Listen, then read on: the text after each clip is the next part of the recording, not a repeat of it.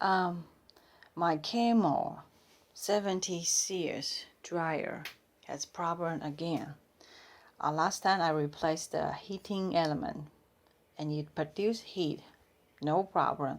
This time it produced the heat, but the drum will not turn.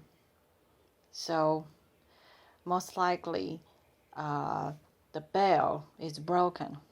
So I am going to replace it. So good luck to me. Bye bye.